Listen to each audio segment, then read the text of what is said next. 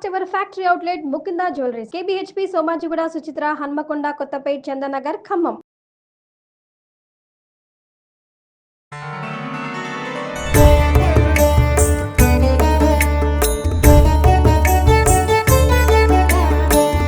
నమస్తేస్తు మహామాయే శ్రీపీఠే సురపూజితే శంఖ చక్ర గదా హస్తే మహాలక్ష్మీ నమోస్తుతే.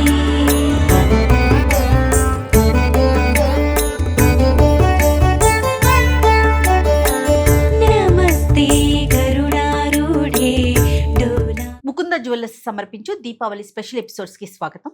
నమస్తే రమ్మగారు, దీపావళి శుభాకాంక్షలు. నమస్తే జయ, దీపావళి శుభాకాంక్షలు. సుమన్ టీవీ ప్రేక్షకులందరికీ దీపావళి పండుగ శుభాకాంక్షలు. పిల్ల పెద్ద అంతా కూడా చాలా ఆసక్తిగా చూసే పండుగల్లో దీవాలి ఒకటండి. అవును. ముఖ్యంగా పిల్లలు ఇష్టపడే పండుగ కదా రమ్మగారు. ముఖ్యంగా టపాసులు కాల్చుకుంటారు, చాలా ఆసక్తిగా ఎదురు చూస్తూ ఉంటారు. మరి ఈ సంవత్సరం ఎప్పుడు వచ్చింది? మామూలుగా కొంచెం అక్టోబరు నవంబరు అటు ఇటుగా అట్లాగే వస్తూ ఉంటుంది కదా. అవును. అదే లెక్కలో మనకి దసరా పండగ అవటం, దసరా పండగ 10 రోజులు అయిన తర్వాత పౌర్ణమి వెళ్ళి అమావాస్య వచ్చేసరికి దీపావళి పండుగ వస్తుంది. సాధారణంగా మనం అమావాస్య నాడు ఏ పండుగలు లేవు, ఒక్క దీపావళి పండుగ మాత్రమే అవును. మనం అమావాస్య నాడు జరుపుకుంటాం. ఈ పండగకి నువ్వు అన్నట్టు పిల్ల పెద్ద అందరూ ఎదురు చూస్తారు. ఒక్కొక్కళ్ళు ఇల్లు వాకిళ్ళు శుభ్రాలు చేసుకోవటం కోసం, ఇల్లు బాగా క్లీన్ చేసుకోవటం, తర్వాత వ్యాపారస్తులు అయితే కొత్త దస్త్రం పెట్టడం కోసం, లక్ష్మీ పూజని, తర్వాత ఈ ధనత్రయోదశి బంగారం కొనుక్కోవటం అని, నరక చతుర్దశి నాడు పెద్దవాళ్ళని తలుచుకోవటం అని, తర్వాత పండగ వెళ్ళంగానే మళ్ళీ భగినీ హస్త భోజనం అని, రకరకాల విధానాల ప్రకారము ముఖ్యంగా నువ్వు అన్నట్టు క్రాకర్స్, దీపావళి బాణాసంచ ఇది వరకటి కంటే ఇప్పుడు బాగా ఖరీదులు పెరిగినాయని అదని అంటున్నారు. ఇప్పుడు ఏంటంటే మనకి పర్యావరణ హితానికి అది మేలు చేసేవి అవుతాయా, మేలు విషయం పక్కన పెడదాం, ఇబ్బంది కలగకుండా ఉండేలాగా దీపావళి పండగ ఎవరైనా అన్ని జాతుల వాళ్ళు కుల మత విచక్షణ లేకుండా అందరూ సరదా పడి జరుపుకునేది. దీంతో పాటుగా రకరకాల మిఠాయిలు వండుకోవటం, పంచుకోవటం, స్నేహితులతోటి బాగా స్పెండ్ చేయటం. పురాతన కాలం నుంచి ఎప్పుడు ఇంత క్రాకర్స్ హడావిడి లేకపోయినా, ఎన్ని లైట్లు సందడి లేకపోయినా, ఒట్టిగా దీపాలు పెట్టుకుని పండగ చేసుకునేది కూడా పూర్వకాలం నుంచి మనకి జరుగుతూనే ఉంది. అయితే స్వతంత్రోద్యమం నాడు కొంచెం దీపావళి అవి కాస్త తక్కువగా ఉండేవి. అప్పుడు జనం చేసుకొని ఇచ్చేవాళ్ళు కాదు. మనకి స్వతంత్రం వచ్చాక ఈ 75 సంవత్సరాల నుంచి దీపావళి పండగని విస్తారంగా జరుపుకుంటున్నాము. రామ్లీల ఆడతారు, కొన్ని చోట్ల విశేషంగా చేస్తారు, నరకాసురుణ్ణి కాల్చటము అలాంటివి కూడా చేస్తారు. సాధారణంగా దీపావళి ఒక 5 రోజుల పండగ అనుకుందాం. ధనత్రయోదశి మనం ఇది వరకు చేసేవాళ్ళం కాదు, మనం ఎప్పుడు నరక చతుర్దశి చేసుకునేవాళ్ళం. అవును. చతుర్దశి నాడు నెత్తికి నూనె పెట్టుకుని తలంటి పోసుకోవటము, దీపావళి పండగ నాడు దీపాలు పెట్టుకోవటము. అయితే ఇప్పుడు ధనత్రయోదశిని కూడా ఓ పండగగా, పూజగా, పర్వదినంగా జరుపుకుంటున్నాం. మనం బయట నుంచి వచ్చేస్తాయి జయ కొన్ని పండగలు. ఈ వచ్చేసిన పండగల్లో ఈ ధనత్రయోదశి ఒకటి, తర్వాత నరక చతుర్దశి, దీపావళి, బలిపాడ్యమిని మనమేం పెద్ద వింతగా విచిత్రంగా జరుపుకోం, కానీ విశేషంగా పాడ్యమి తర్వాత భగినీ హస్త భోజనాన్ని కూడా ఇటీవల కాలంలో సోషల్ మీడియా బాగా పెరిగిన తర్వాత చాలామంది సెలబ్రిటీలు కూడా వాళ్ళ అన్నదమ్ములు పిలిచి భోజనాలు పెట్టుకోవటము, చాలా కాలంగా మాట్లాడుకొని అన్నదమ్ములు అక్క చెల్లెళ్ళు కూడా ఈ సందర్భం ప్రకారం ఓ వీడియో కూడా వస్తుంది, ఎలాగూ మనం ఒక రీల్ పోస్ట్ చేయొచ్చు కాబట్టి చేసుకుంటున్నారు. సో ఈ 5 రోజులు పర్వదినాలుగానే జరుపుకునే విధానం మనకి కనపడుతుంది. లక్ష్మీ పూజ ఇందులో చాలా ప్రధానమైంది. మనం ఎట్లా విధానాన్ని బట్టి పొద్దుటి పూట చేసుకోవచ్చు, లేదా సాయంకాలం పూజ చేసుకోవచ్చు. దీపావళి పండగ నాడు ముఖ్యంగా ఏం చేస్తామంటే ఆ రోజున మనము తలంటు పోసుకోం, అభ్యంగనం చెయ్యం కదా. ఈ పొద్దుటి పూట ఉదయమే తెల్లవారుజామున ఒకసారి కాస్త దీపాలు పెట్టుకోవటము, పొద్దున్నే ఏదో శాస్త్రానికి ఇంట్లో పూజ చేసుకోవటము, సాయంకాలం అయ్యేసరికల్లా మనము ఈ ముందే నానబెట్టి ఉంచుకున్న దీపాలన్నిటినీ ప్రమిదల్లో చక్క ఒత్తులు వేసుకుని నూనెలు పోసుకోవటం, సాయంత్రం అయ్యేసరికి దీపాలు వెలిగించటం, తర్వాత కొంచెం దీపాలు అవి పెట్టుకున్న తర్వాత అప్పుడు లక్ష్మీ పూజ జరుపుకోవటం, టపాసులు కాల్చుకున్నాక ఏదైనా తీపి పదార్థాలు తినడము అయిపోయింది దీపావళి పండుగ. అయితే ఇందులో జాగ్రత్తలు వహించవలసినవి ఎంత సరదా సంతోషము ఉన్నాయో అంత జాగ్రత్త కావాలి. అవును. పిల్లల పట్ల జాగ్రత్తగా ఉండాలి. సింథటిక్ చీరలు, సిల్క్ చీరలు, పిల్లలకి ఇంతంత బుట్టలు లాంటి గౌన్లు, తర్వాత ఏమో మంచి చక్కగా మగపిల్లలకి షేర్వాణీలు, సిల్క్వి అవి వేస్తే ఓ చిన్న చుక్కబడినా ఇబ్బంది అవుతుంది. కొంచెం ప్లాన్డ్గా ఆలోచించుకుని సాయంకాలం మనం అందరూ కలుసుకునేటప్పుడు దీపాలు పెట్టే వరకు కొంచెం గ్రాండ్గా బట్టలు వేసుకోవటం. క్రేకర్స్ దగ్గరకు వచ్చేసరికల్లా కాస్త పిల్లలకి బట్టలు మార్చేసి మనం కూడా చక్కగా కాటన్ బట్టలు ధరించి పిల్లలు కూడా కాటన్ బట్టలు వేసి దీపావళి సామాగ్రి కనుక టపాసులు కాల్చుకుంటే ప్రమాదాలు లేకుండా ఉంటాయి. Right. ఇంట్లో ఎక్కడైతే క్రేకర్స్ కాలుస్తారో అక్కడ బకెట్ 2 బకెట్లు నీళ్లు పెట్టుకోవటం, ఏదైనా కాల్తీ రాసుకోవడానికి వీలుగా ఇంట్లో ఒక బర్నాలు. బర్నాలు సిద్ధంగా ఉంచుకోవటం, కొంచెం యాంటీసెప్టిక్ లోషన్ ఏదైనా పెట్టుకోవటము, జాగ్రత్తగా అటెంటివ్గా ఉండటం. ఈ ఫోన్లు మాట్లాడుకుంటూ మనం అటు ఇటు తిరుగుతూ ఆడవాళ్ళు వంటిళ్లలో బిజీగా ఉంటూ పిల్లలకి అపచెప్పకుండా మనం కేర్ఫుల్గా ఉంటే ప్రమాదరహితమైన పండుగని మనం చక్కగా జరుపుకుంటాం. ఇందులో ఏంటంటే దీంతో పాటు పూజ విధానం ఒక్కసారి మాట్లాడుకుందాం రమ్మగారు. రెగ్యులర్ గా మనం చేసుకునే నిత్య పూజతో పాటుగా లక్ష్మీదేవికి ఏమైనా ప్రత్యేకమైన పూజా విధానం చేస్తామా ఈ రోజు? లక్ష్మికి షోడశోపచార పూజ చేసుకుంటే మంచిది ఎప్పుడు కూడా. షోడశోపచారం అంటే శ్రీ సూక్త విధానపు పూజ అయితే బాగుంటుంది.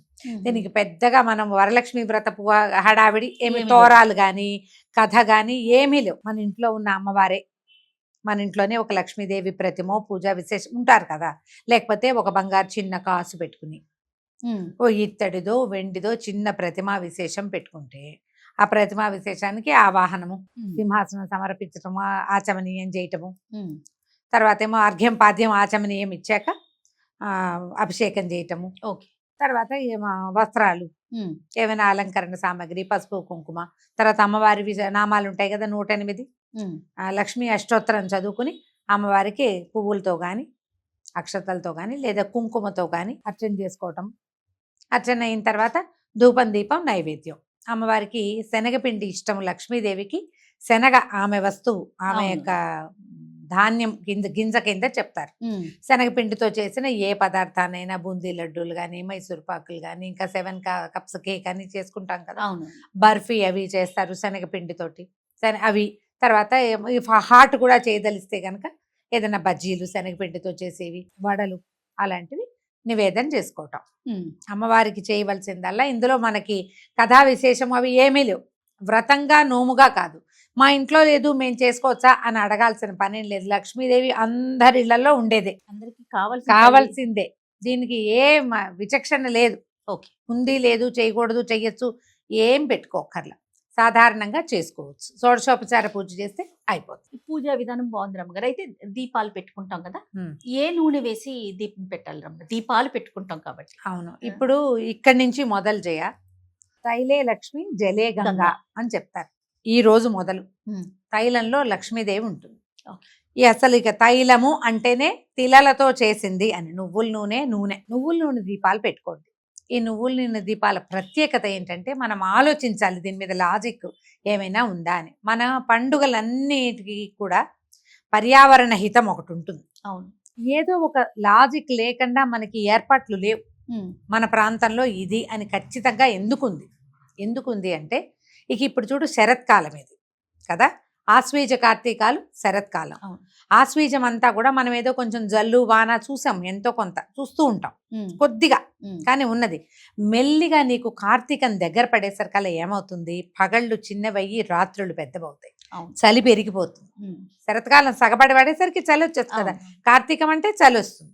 ఇప్పుడు ఈ కాలంలో ఏంటంటే ఈ నువ్వుల నూనె నుంచి వచ్చేటువంటి పొగ మంచిది వాతావరణానికి, మనకి కూడా. అక్కడి నుంచి ఈ దీపం వెలిగిస్తామా, ఆ జ్యోతి యొక్క వెలుగుందే అది కంటికి మంచిది, రెటీనాకి ఆరోగ్యం, ఆప్టిక్ నర్వ్కి చల్లదనాన్ని ఇస్తుంది. మామూలుగా మన ఆప్టిక్ నర్వ్ ప్రతి వాళ్ళకి కళ్ళే. ఇప్పుడు మనం ఏం చేస్తాం, సెల్ ఫోన్లు చూసి కళ్ళు పాడు చేసుకుంటున్నాం. మనకు అవసరం ఇది. ఇప్పుడు దేంతో వెలిగించిన దీపమేనమ్మా, వెలుగే. అది ఏదైనా సరే, నువ్వు క్యాండిల్ వెలిగించు, కొబ్బరి నూనెతో వెలిగించు, ఆముదంతో వెలిగించు, నువ్వుల నూనెతో వెలిగించు. కానీ ఆముదపు వాసన వేరు, కొబ్బరి నూనె వాసన వేరు, నువ్వుల నూనె వాసన వేరు, ఆవు నెయ్యి వాసన వేరు, క్యాండిల్ వాసన మొత్తానికే వేరు. ఆ వాసన నీకు మంచిదని నువ్వు ఎక్కడైనా వింటావా? వినం. ఇది మంచిది, ఈ కాలానికి ఇది సరైంది. కాబట్టి నువ్వుల నూనె ముఖ్యమైనది. క్యాండిల్స్ ని పక్కన పెట్టండి. దీపావళి పండుగ రోజున క్యాండిల్ వెలిగించద్దు, అది కూడా మంచిదే అని మీకు అనిపిస్తే మీరు చేసుకోండి, కానీ ప్రచారం చెయ్యొద్దు. పురాతన కాలం నుంచి ఏం చేస్తున్నామో అదే చేసుకోవాలి. ఇప్పుడు ఫ్లోటింగ్ క్యాండిల్స్ అని, ఇంకోటని, వాసన సువాసన వచ్చేవి అవేంటో ఫ్రాగ్రెన్స్ క్యాండిల్స్ అని, ఏవో అలంకారానికి. అవన్నీ మనం దీపాలతోటి ఎందుకు చేయకూడదు? ఆ ఇన్నోవేటివ్ ఐడియా ఏదో మన పద్ధతిలోనే పెట్టుకోవచ్చు కదా, అవును. ఇందులోనే చేయొచ్చు. కొన్ని ఏవో వచ్చినాయి కరెంటు దీపాలు, అందులో నీళ్లు పోయంగానే వెలుగుతుంది, అవును. అవి వచ్చినాయి. అవన్నీ సరదాకి పెట్టుకుంటే పెట్టుకోండి. ముఖ్యంగా మనకు పండుగ రోజు కావాల్సింది మాత్రం నువ్వుల నూనె దీపం. తప్పకుండా. మీరు అలంకారానికి ఏం చేసినా అదేమి మీ ఆరోగ్యానికి కాదని మనం తెలుసుకోవాలి. మన ఆరోగ్యానికి కాదు, మనకి ఇది కావాలి. అందుకని దైవం దగ్గర, తులసి కోట దగ్గర, వీధి వాకిళ్లలో, ఎక్కడైతే క్రాకర్స్ మనం ముట్టించాలో అక్కడ తప్పకుండా నువ్వుల నూనె దీపాలని పెట్టండి. నువ్వుల నూనె దీపాన్ని ప్రోత్సహించండి. ఇప్పుడు మనకి బాటిల్స్ కనపడితే దీపం నూనె అని రాయబడి కనిపిస్తుంది, కానీ ప్రైస్ తక్కువ. మీరు గమనిస్తే అవేమంత మంచిగా అనిపించట్లేదు. అందులో కొంచెం రకరకాల నూనెలు కలిసే అవకాశం ఉంటుంది. కల్తీ అవడానికి అవకాశం ఉంది. వీలైతే మంచి నువ్వుల నూనె ప్రశస్తమైనది కొనండి. ఈ నెల రోజులు కూడా అదే వాడుకుంటే మంచిది. పండగ రోజున కనీసం వాడండి, తప్పకుండా. పండగకైనా వాడితే ఆరోగ్యానికి మంచిది. ప్రమాదరహితమైన, కాలుష్యరహితమైన స్నేహము, సౌహార్ద్రము అవి వెళ్ళి విరిసేలాగా చక్కగా దీపావళి పండగ జరుపుకోండి. తప్పకుండా రమ్మగారు. మరొకసారి దీపావళి శుభాకాంక్షలు.